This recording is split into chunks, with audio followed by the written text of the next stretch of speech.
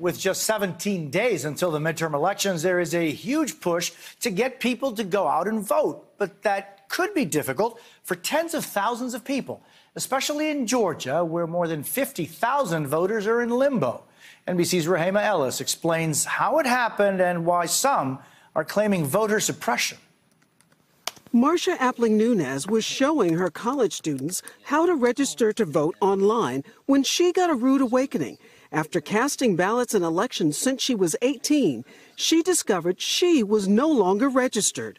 You were in disbelief? Yeah, and a little, definitely embarrassed. How did this happen? Georgia has an exact match law requiring voter information be identical to other state records.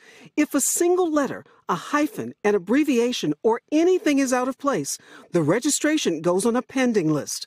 In Marcia's case, the A in Appling was missing. Even more surprising, the exact match law seems to be discriminating by race. An Associated Press analysis shows nearly 70% of voters with pending status are black in a state that's only 32% black. We are Georgia. Democrat Stacey Abrams is running for Georgia governor against Republican Brian Kemp, Secretary of State, who's also in charge of voter registration. I have an opponent who has been an architect of voter suppression.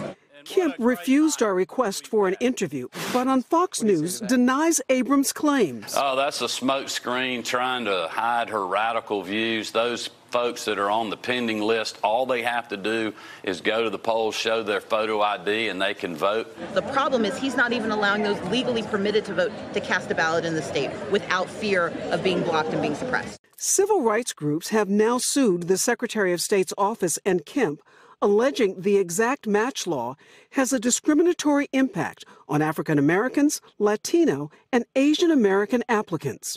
Why is it being implemented differently?